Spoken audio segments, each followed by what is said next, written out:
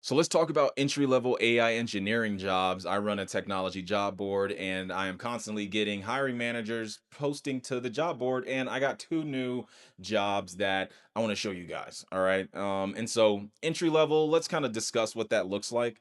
So if we go down here, when you look at qualifications, we see 3 years experience, right?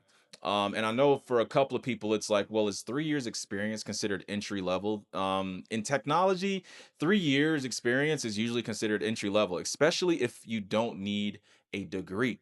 Okay. And so that's the cool thing about a lot of these AI engineering jobs is they don't require a college degree. They pretty much want to know that you've been dealing and playing around with technology since the dawning of ChatGPT in 2022. All right, so let's kind of take a look here. 3 years experience in AI, ML engineering, data science, or intelligent automation. Again, does that mean innate in workflows? Does that mean building out like some sort of like event driven architecture and like convex, or maybe you're spinning up some server on railway or whatever? Like that could be that, right? I mean, experience is that's your experience. Have you built automations before, right? 3 years of on experience with modern cloud platforms, including compute data and AI services. Modern cloud platforms, again, that could just mean you've hosted something, maybe a project, to the cloud, whether it was on Railway, GitHub Pages, Xano, Convex, so on and so forth. 3 years of proficiency in Python and ML frameworks such as TensorFlow, PyTorch. Uh, in this scenario, okay, that does require, I'm assuming that they pretty much want you to have some sort of general understanding of like how to use Python and then how to really use the PyTorch library, which is the basically the library for machine learning in Python. It sounds scary, it sounds daunting, but again, 3, 4, 5 months of screwing around with Python, PyTorch, with AI assisted learning and help could get you to qualify for a job like this, right? Knowledge of APIs. Everybody that is building right now is learning more about how to use and leverage APIs when it comes to application development, right? And so that's this particular job offer. Let's go to another one here that I got recently, GEI Consultants. I want to show you a little bit about what their qualifications are. 4 years of software experience with at least 1 year of building generative AI applications, right? Again, you can kind of go through this yourself. Head over to atlantium.ai/jobs. I'll have these two jobs posted in the link in description so you guys can go take a look at them. But again, there is no college degree required. So this is why right now, if you can show proficiency, yes, okay, they want the 3 years experience and all these types of things. But I'm gonna be completely honest. If you go all in and if you really lock in and try to understand how to use and take a look at some of the qualifications that a lot of these jobs are asking for, by the way, they're gonna be all over the place. Nobody really knows what they want. Hiring managers don't know the tools as good as you know the tools, right? And so they're just kind of throwing things out there. Even some of the folks that say, hey, we need a bachelor's degree, I'll talk to them and I'm like, hey, I'm gonna be honest, I'll post this, but I don't think you really need someone with a bachelor's here. I think that's gonna hold you up. And honestly, a lot of the kids coming out with bachelor's degrees, they are really stuck in an old CS mindset that they got placed upon them because of how slow college is. Okay. Big tech stopped asking for software engineers to have computer science degrees like 5 years ago, right? And even now, the biggest AI labs say we don't hire out of university because what we're doing now isn't taught in college. We are so far beyond like what college educates people when it comes to computer science and technology and artificial intelligence that it pretty much you basically have to have and look for self starters, people that actually journey and learn how to use these tools and technology on their own, right? And so this is the opportunity for entry level AI engineering jobs, which is like, okay, people that understanding the basics and to some extent, higher level concepts of when it comes to database and data management, in applications. It's all just depends on what that particular job is looking for. But one thing you guys got to understand, and if you go again, go take a look at the job board, you'll see that college degrees are absolutely becoming not something that most of these hiring managers and these organizations are looking for.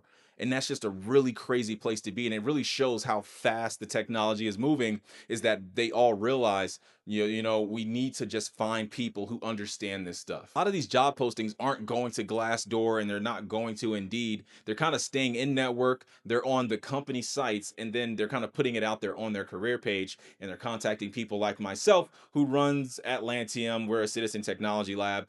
we do training with AI engineers and stuff like that. They'll say, "Hey, do you have anybody that has proficiency and competency in this stuff?" I've already told you guys I've been asked to work at a couple of these places.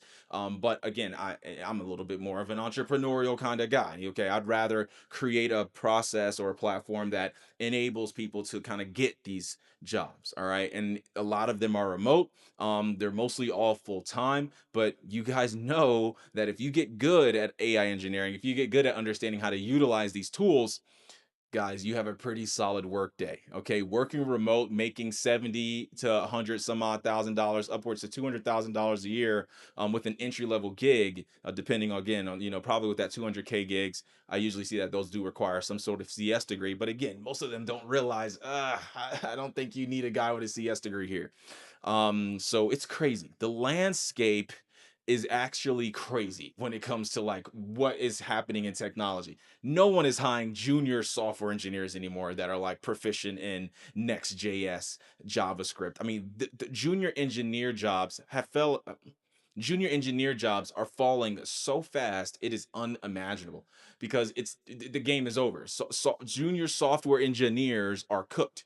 You don't need a software engineer anymore. Software engineering is being handled by the models themselves. You need someone who understands orchestration. You need someone who understands architecture, system design. We're abstracting up. Okay, we're going up a level, and believe it or not, software is a level of abstraction now that isn't necessary to really learn. Okay, you don't need to learn how to write a declarative function in JavaScript. I promise you, the AI is going to figure that out for you. Okay, now the company that's employing you, they need to make sure that they have some pretty incredible, like Airbnb level software design, infra, so that way when you're generating code, it's not, slop, right? I mean, there are guidelines and rules and practices as it relates to and processes as it relates to how they want their software to be developed.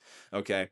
And but that's really on them. That's really on them. And that's again probably something you can help them with. If you guys notice, entry-level AI engineering jobs, it's the fastest growing field in tech right now, and it doesn't require a college degree. All right. And it doesn't also require you to understand all of the insane machine learning, reinforcement learning, verifiable rewards, crazy like calculus related things that come along with artificial intelligence and machine learning. You are pretty much orchestrating what's coming out of the lab. You're not fine tuning. We already saw that fine tuning actually isn't even that effective when it comes to large language models, especially at the SMB and the medium sized business, the small business and the medium sized business level. They don't need to worry about fine tuning. They need to worry about data orchestration. They need to worry about cost savings when it comes to deploying their own technology in their technical stack.